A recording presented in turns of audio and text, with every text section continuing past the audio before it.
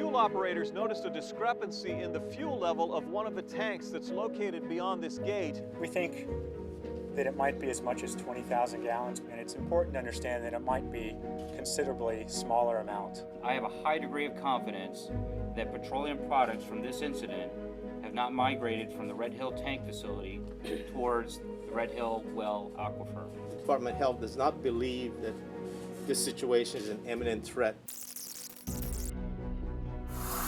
Thanksgiving weekend, families living in and around Pearl Harbor started complaining of fuel smells, a sheen in their tap water, and even yellow ice cubes.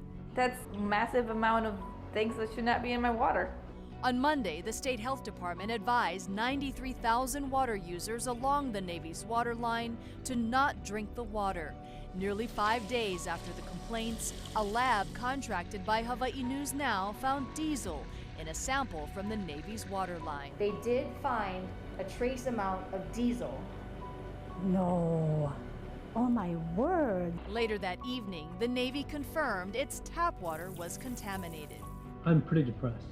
It is, this was all foreseeable. We knew this was going to happen. Nobody listened to us.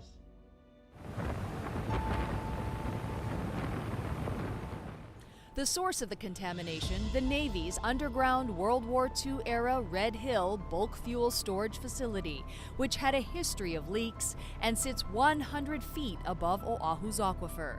Navy families who've apparently been drinking tainted water for days now are fuming at military officials for failing to warn them early. I'm ruthlessly trying to find out when those reports were made and who they went to and why we didn't find out about them, because I need to fix that. And as soon as you step inside, you can definitely smell some sort of fuel. In fact, even to the feet, it's pretty slick. Yeah. The water is definitely different, and once your hands dry, you can feel sort of a gritty and oily nature to the water. So to see somebody else feel it, see it, know it, now what goes through my head is, how long have I been poisoning myself and my kids? Investigations by the U.S. Pacific Fleet pinpointed May and November 2021 spills and a series of cascading failures. Then a trolley hits a low point drain on this sagged pipe and the fuel spills out. The team that's there is inadequately trained to respond. Can you give us a number of how many people were disciplined, reassigned, or fired because of this water disaster? There are a number of people who are no longer in their assigned duties.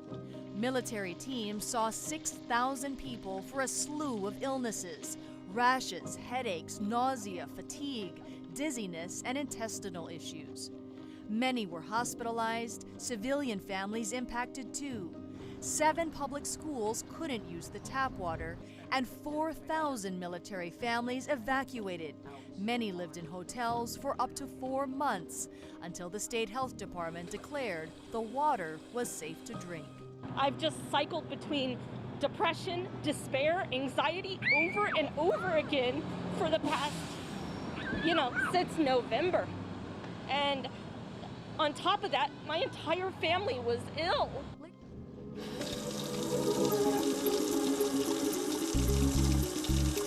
The Navy's underground Red Hill bulk fuel storage facility was built in the 1940s with 20 massive underground tanks, an engineering marvel of its time, but called a ticking time bomb, sitting just 100 feet above Oahu's aquifer. Aloha, I'm Mahealani Richardson with Hawaii News Now. Fuel leaks from Red Hill in 2021 contaminated the drinking water system in and around Pearl Harbor.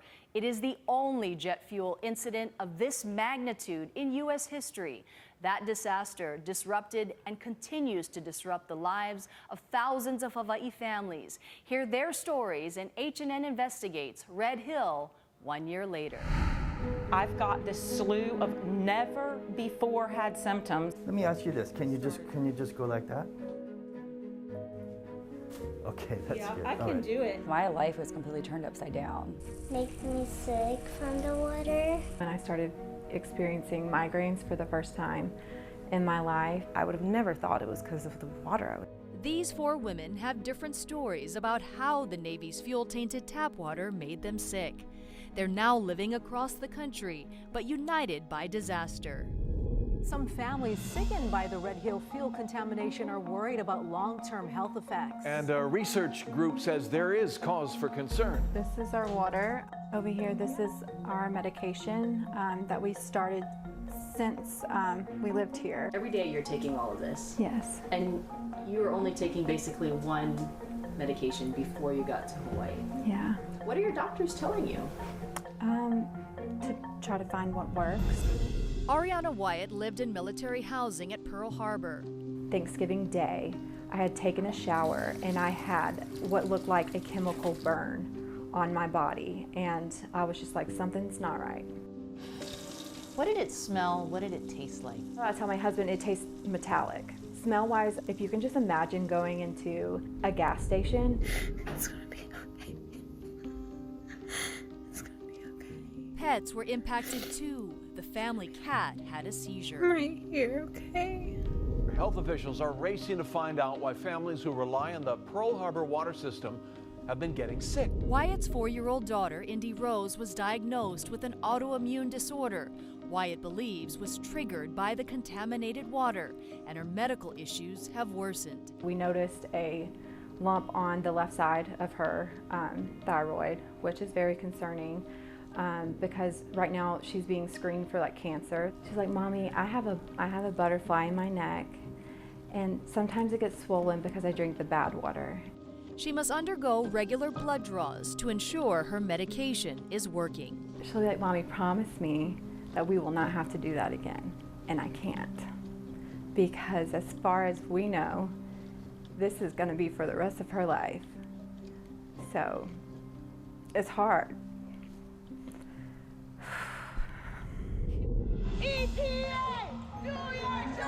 Red Hill families who were sickened by last year's fuel-tainted water are in Washington, D.C. to deliver their message personally.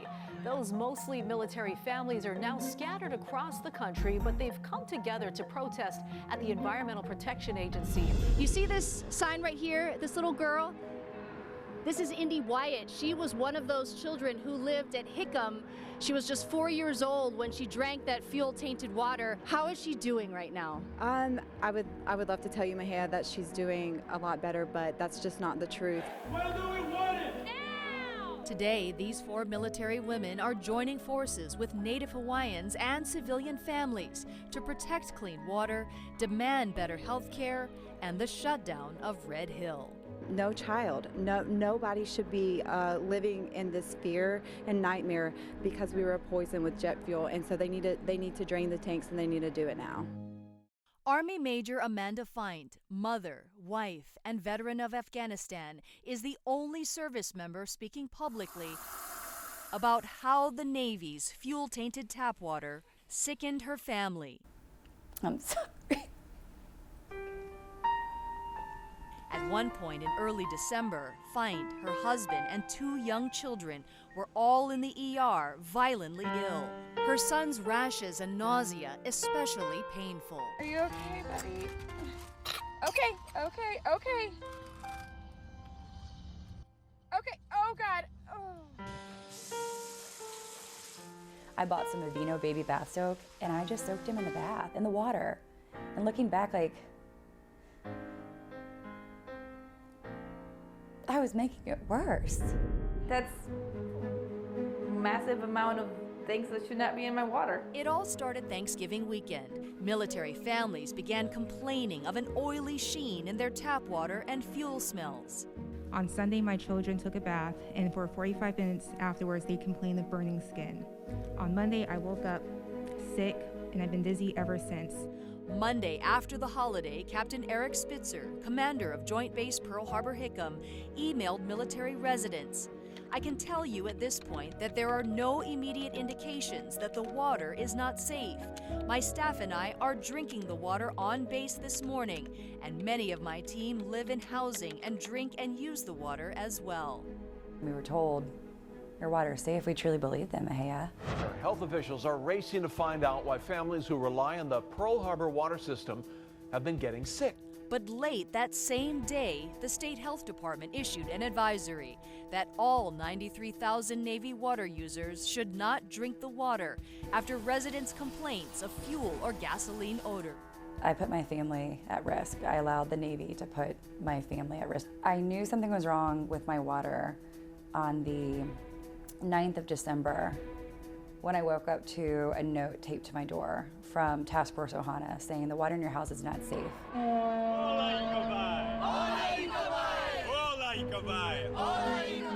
A military asset has poisoned my own children. Today, she puts her career on the line. Mahia, because our own president says that we should have clean water, and the EPA is not making sure that Hawaii has clean water. They don't regulate jet fuel in our water. Protesting and speaking out about the health problems she and her family continue to battle. What gives you the courage to speak out? It is a huge risk, but my career at the end of the day, like, it pales in comparison to what the greater risk is here. That threat from their own tap water. The water may grow up on the moon. It is really sad to me. Oh gosh. Hey. It's gonna be okay. The water's not gonna make you sick, okay? In 1 year, military leaders have done an about-face, from denials over the tainted water crisis to now trying to right a wrong. We examine how community pressure forced the military to change its stance. During the early days of the tainted water crisis at Red Hill, Navy divers scrambled to suck out and skim as much spilled fuel as they could. We were up against a huge problem. But the highest levels of the military seemed to downplay the incident. Do you consider the events that have occurred at Red Hill to be a crisis? An urgent and compelling situation, perhaps, not a crisis. Okay, I've been in combat, so I know what crisis looks like. And continued to fight against the permanent shutdown of Red Hill. It's not the fuel itself that's making them sick, it's the fuel in the water that's making them sick. Built underground in 1943 with 20 massive tanks, the military said the Red Hill fuel facility was essential for U.S. strategic defenses in the Pacific. But critics described it as a ticking time bomb over Oahu's water supply. The State Department of Health is issuing an order to the Navy to immediately suspend operations. It finally took an emergency order from the state. Political pressure. We will not stop fighting until this contamination crisis is fixed. We will protect this vine as long as we live here on this island. And community protests for the military to agree to drain the fuel and shut down Red Hill. This is great news for the people of Hawaii. Does the Pentagon believe that there is definitely an imminent threat of the fuel sitting 100 feet above Oahu's aquifer? I think it's evident, right, that having that much fuel sitting over an aquifer, especially in a facility as old as Red Hill, clearly is not the best place for it to be. Preparations for training and everything that we do, it was all impacted because of this, tragic incident, and I saw it firsthand. Rear Admiral John Wade, who's been in Hawaii for 2 years, is now in charge of draining 104 million gallons of fuel from the facility without any more leaks. Water is critical. I hear the community loud and clear. What was your reaction when you saw that video? It was hard to see. If there is another spill, what would the DoD do? So I don't want to get into hypotheticals. Again, our focus is on making sure that we do this right the first time. The Pentagon told Hawaii News Now about its $280 million defueling plan. And Defense Secretary Lloyd Austin, who had ordered Red Hill shut down in March, flew to Hawaii to meet with Admiral Wade. He said, "You are ready to go. Move out." Wade says the military learned from mistakes from the May and November 2021 fuel spills. 93,000 water users now get their tap water from a different Navy well. The next task for military leaders, more than 250 repairs before the tanks can be drained. Less than a mile from Red Hill is the civilian water system, the Board of Water Supply's Halava Shaft. Its pristine water is at risk, and the shaft has been closed since the early days of disaster. We went 140 feet below the surface to get an exclusive first-hand look at Oahu's largest water source. The outside of Halava Shaft is unimpressive. But inside, we catch a ride on a cable car down a 284-foot shaft. With Ernie Lau, Board of Water Supply Manager and Chief Engineer, it leads to a different world and another era. In 1940, with war on the horizon, Honolulu urgently needed water, but supplies were strained. The war would mean more people coming to the island. Board of Water Supply crews started construction of the Halava Shaft on December 6, 1941. A day before the Japanese attack on Pearl Harbor. Workers witnessed the planes as the United States' entry into conflict. The dangerous work later resumed with men tunneling through the rock in waist-deep water. Actually, we're walking in the escape tunnel. The workers could actually get into this tunnel and avoid being drowned. The shaft is Oahu's largest water source. Behind me are 3 large pumps, the largest being a pump that can pump 7,000 gallons every minute. The Halava Shaft is controlled remotely by computer, but it can also be manually controlled by these hand wheels that operate the valves. Halava Shaft supplied 20% of Honolulu's needs from Halava to Hawaii Kai until the tainted water crisis. The source is ultimately from those tanks. On December 3rd, Lau announced his decision to shut down Halava Shaft after reports that the Navy's drinking water was contaminated with fuel. I didn't know whether or not the fuel had migrated in the aquifer to the point where we could start pumping it up into Halava Shaft. He feared the water leaving the shaft would pull contamination from the Navy's underground fuel facility into the civilian supply. Ernie, do you think that you will ever turn the pumps back on at Halava Shaft? Helani, I don't know the answer to that question at this time. Until I can be darn sure that won't happen, I won't turn these pumps on. Hearing the silence in Halava Shaft, the pumps not running, makes me really sad because this is one of our main water sources that we depend on for Honolulu. At his news conferences, emotions from the soft-spoken engineer stirred the community. We cannot wait any longer. In his letter 8 years ago to the Navy, Lau wrote, a small release of several thousand gallons could produce a groundwater plume that impacts the Navy's Red Hill Shaft water supply. It was a prediction of the current disaster. So the first thing I thought there,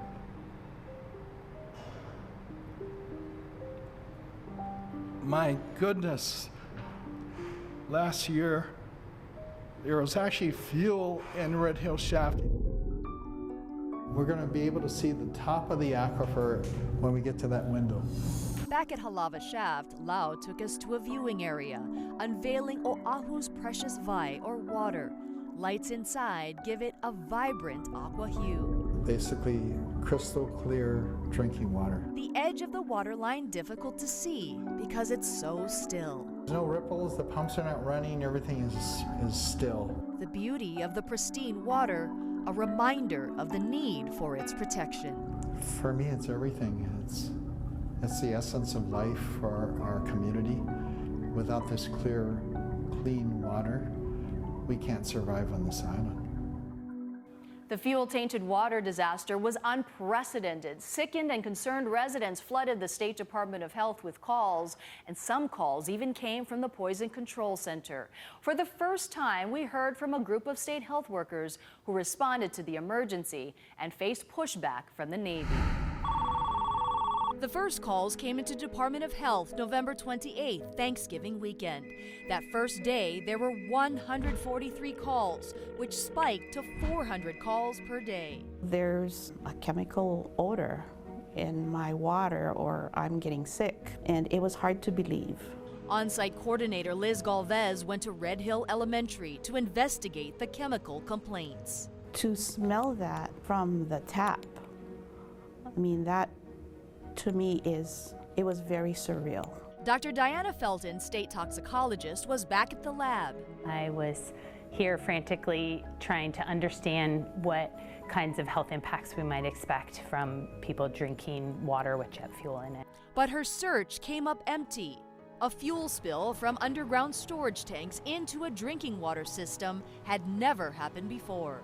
There's no historical models. We really were kind of working blind. She says thousands of military and civilian families were suffering from sudden illnesses. On Monday, November 29th, the health department put out a do not drink advisory for the entire Pearl Harbor drinking water system. But the U.S. Navy fought back. We got a lot of pushback from the Navy, who at that time was still convinced that it was a very small area that was affected. State regulators refused to back down, saying they had to protect as many people as possible. Above my computer is this map, and I look at it every day because... Kathleen Ho, Deputy Director of Environmental Health, went to the Navy's Red Hill shaft on December 5th with the state health director and their emergency responders to collect samples and see the catastrophe for themselves. I never thought in my life that I would see petroleum floating on my drinking water. That same day, after an emergency meeting with Governor Ige, the state of Hawaii ordered the Navy to defuel the underground Red Hill tanks. It sealed it for us that something really had to be done, and it had to be done right away. After flushing and filtering the water, the health department and Navy declared the water safe to drink and finally lifted the advisory on March 18th. Today, the Navy gets its water from a different source and is working to drain the fuel and permanently shut down its Red Hill fuel tanks. But for these workers, the fight for clean drinking water and healthy lives isn't over. We can't let up. I mean, it's not done. I would fight them if they want to put any more fuel in those tanks. I'm Jonathan Jared Sapi from Hawaii News Now's digital team.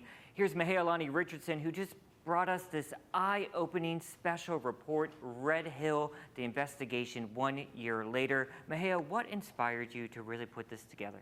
Well, first of all, we needed to see the fuel and touch it ourselves, just from the very beginning. And so that's what inspired us, especially because there were so many complaints. And as you saw, Jonathan, we went into that first home just a couple of days after the disaster had broken out. And we went into Jamie Simick's house, and it was really surreal to feel the oil, to smell it. And it was interesting because when we got back to the newsroom, Jonathan, I asked my photojournalist, Peter Tang, do you have a headache? And he said, yeah, I have a headache. And we both kind of felt uneasy for a few hours, and I could only imagine what it would be like to live it every single day. I gotta say, when the news reports started coming in, there was disbelief. And I remember that moment where you were there doing exactly that, with the water and touching it. Did you believe it was really a problem going into it, or do you think it was an over-exaggeration? Well, I knew it was a problem from the get-go. I mean, anytime something is wrong with your water, which is really unprecedented, this has never happened in the history of the United States of this magnitude and with JP5 or jet fuel. I knew right away that this would be a national incident. But to see it and to smell it for yourself, that just makes it much more real. And I think for everyone that we talked to in our digital special, you could tell from the Department of Health to the Navy and to the people who are living in these homes, to see it for themselves makes it all more real. And talk about just a little bit more about the emotions those people were going through because no one was believing them. And they're saying, this isn't true, this isn't happening. That's right. And when we were in that home, Jamie Simick's home, as soon as I started doing what's called a reporter stand-up or talking about the water, she just broke down because she said, are those your words or are those my words? And I said, no, these are your words and my words. And she just broke down because we were there to validate what she had been experiencing. And it was really interesting. The more homes that we went to, people were giving us their water. Test my water, smell my water, look at my water, because they all wanted validation of what they were experiencing. So part of this recent series you brought us, you went to the contaminated Red Hill shaft. Really, what was that like? Surreal video, really. It was, and I mean, it smelled of oil, and it left me with a feeling of heaviness, Jonathan, just knowing that this was contaminated and will be contaminated for we don't know how long. And it was dark, and you could see the massive filtration systems that the Navy really built very, very quickly. And it was about a day or so that I just kind of felt out of sorts being there because of the historic nature of it all. Compare that to the Board of Water Supply's Halava shaft, which is still pristine. It is clear, it's well ventilated, it's spacious, it's airy, and very clean, and you can tell that so many people want to protect it. You had a very interesting tour guide for that portion of your stories. Talk about Ernie Lau and being in his presence. He's really become a symbol of this crisis, an unlikely symbol, right? Absolutely. I mean, we've all seen his personality. He's very quiet. He doesn't show his emotions very often, except when he's talking about how we need to preserve our water and how we need to protect it. And he has been like a folk hero of this whole story. You know, we've seen these bumper stickers, "In Ernie We Trust," because he's the person who from day one has said that there is a threat of having 104 million gallons of fuel just 100 feet above our aquifer. And it's not just here, you see it in portions of the U.S. Southwest, there on the mainland, and how important water is. And I think that's his message, right? It's really what he wants people to know when you do see those emotions getting out in him, how important this resource is. Many people take water for granted. Long showers, we just run our lawns. It's just, you know, you expect your tap water to be clean and you expect it to be there. And I think what the Red Hill disaster has done for all of us, it's just a reminder that we need to protect this resource. One of the things that Ernie Lau has said is that there needs to be more monitoring wells around Red Hill because we don't know exactly where is the plume, where is it moving to, and so we need more monitoring, and certainly all of the agencies are now talking to each other about this. And in the initial part of this crisis, that was the really scary part, the unknown, right? You know, there's a lot of mistrust. And even though the Department of Health and the Navy have said that the water around Pearl Harbor is drinkable, it is safe to drink, there is still so much mistrust. And that is a really big part on the Navy and in the military, as they need to build these bridges again to the community, which they are trying to do. I know this is sort of a general question, but it's an important one because you've been there the whole year. What are some of the lessons learned? I think some of the lessons learned many of the agencies, I think the military, the Department of Health, and the Board of Water Supply will all say that communication needed to be much better. Everyone was working, it seemed to be, in their individual silos, and they were trying to talk to each other. And I think this crisis just basically forced people to talk to each other. And I know that there are still criticisms today that there is not enough transparency, but it seems like the agencies are working on that. So this story doesn't end with the 1 year later, right? What is next? What are the stories people are still asking you to do? Well, there are 250 plus repairs that need to be made before Red Hill can be completely defueled. You know, the fuel was taken out of the pipelines, but 104 million gallons of fuel is a lot. And it's a very meticulous and delicate process. And so right now, there's going to be a lot of back and forth between the military and Department of Health as they get these repairs approved and to move forward. All right, it was so good to have this conversation with you, and a really, really wonderful special report you and the entire team here at H&N have done. I know your photographer worked hard as well. Thank you, Jonathan. Yeah. So I'm Jonathan Jared Sapi. Check out Mahea's story and so much more on our special page we had built for the Red Hill water crisis. And we at Hawaii News Now are committed to telling these stories to protect our environment and for the health of future generations. I'm Mahea Lenny Richardson.